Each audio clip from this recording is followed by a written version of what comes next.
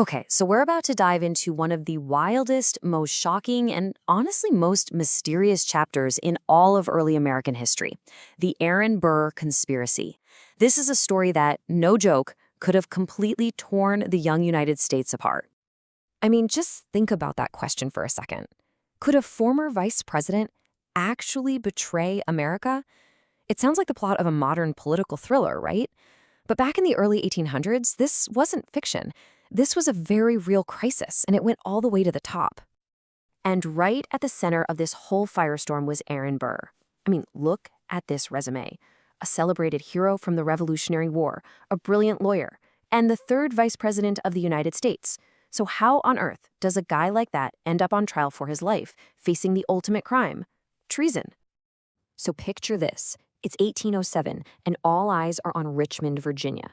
This is where Aaron Burr is about to face the most serious charge you can imagine. And believe me, this wasn't just any trial. This was a massive constitutional showdown that was going to test the very foundations of the brand new American Republic. To really get what this conspiracy was all about, you have to understand the man behind it. What could possibly drive someone who had climbed all the way to the second highest office in the land to risk everything? It's a story of huge ambition, a really bitter rivalry, and a fall from grace that is just about as dramatic as it gets. I mean, Burr's early life was just a blur of incredible achievements. He graduates from Princeton at 16.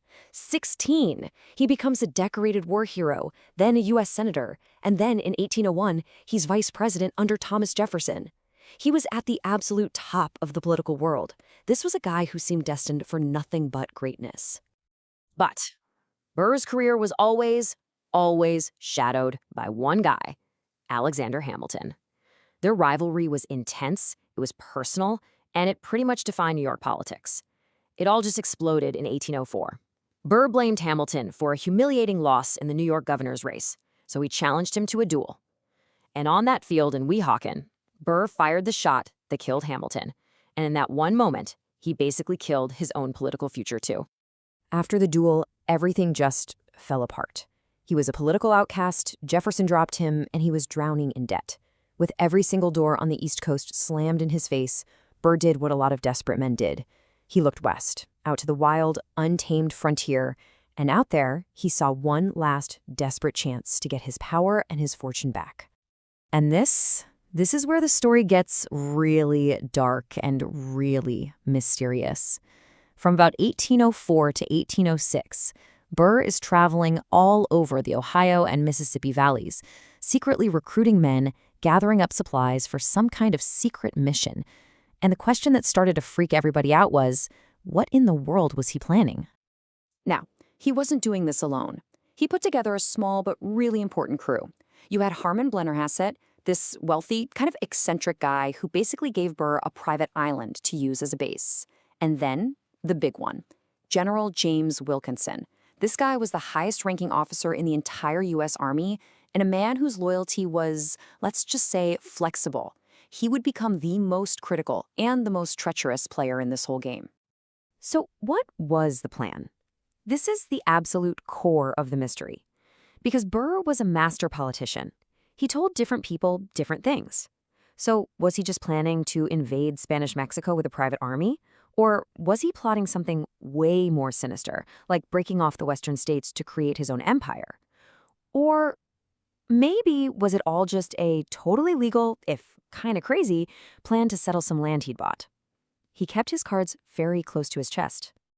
And this quote, it just nails the problem perfectly. That deliberate vagueness is what makes his whole conspiracy so fascinating.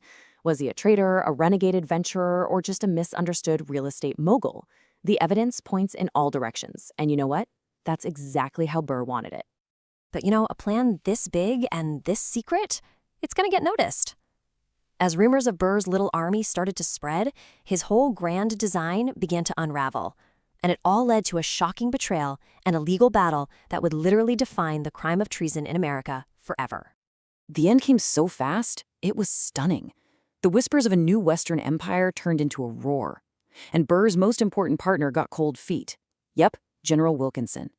In a desperate move to save his own skin, he ratted Burr out to President Jefferson. Jefferson, totally alarmed, immediately ordered Burr's arrest. And just like that, the former vice president was captured in the middle of nowhere, trying to flee. I mean, can you imagine the betrayal? General Wilkinson, a guy who was in on this thing from the start, sends a secret letter to the president, painting Burr as this evil traitor and himself as the loyal hero who uncovered the whole plot. It was an absolutely masterful double cross. So with Wilkinson's letter in hand, Jefferson was 100% convinced Burr was guilty. And then the unthinkable happened. A former vice president of the United States was officially charged with high treason. The stakes couldn't be higher. If he was convicted, the penalty was death by hanging. But the government's lawyers had a huge problem, and that problem was the U.S. Constitution itself. See, the definition of treason is super specific and really narrow. It's not enough to just think about betraying the country or even plan it. The government had to prove that Burr committed an actual overt act of war. And, here's the kicker, they needed 2 people to testify that they saw that exact act. And that's exactly where the whole case just fell to pieces. The overt act they decided to focus on was the gathering of men and supplies on Blennerhassett's Island. But here's the problem. They had tons of witnesses who saw the guys on the island, but they couldn't find 2 people who could swear that Aaron Burr was physically there when it happened. And without that, under that strict constitutional rule, they had nothing. No treason. The verdict of the trial was an absolute bombshell, legally speaking, but it did absolutely nothing to save Burr's reputation. And its real legacy? Well, that's something that would be felt for centuries. So on the charge of treason, the court's verdict was clear, not guilty.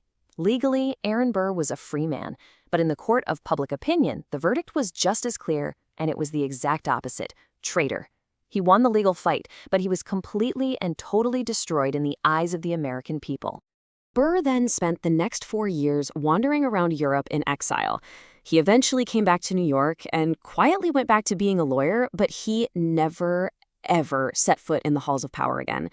The guy who was once one heartbeat away from the presidency lived out his days as a ghost of his former self. So why does this totally bizarre, scandalous story from over 200 years ago still matter? Well, because the trial set a hugely important precedent. By sticking to that very strict, very high bar for what counts as treason, the court made it incredibly difficult for a president or a political party to ever use the charge of treason as a weapon to silence their enemies.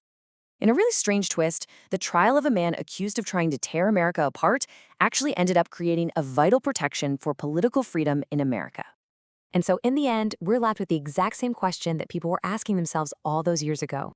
Was Aaron Burr a dangerous traitor trying to break up the country?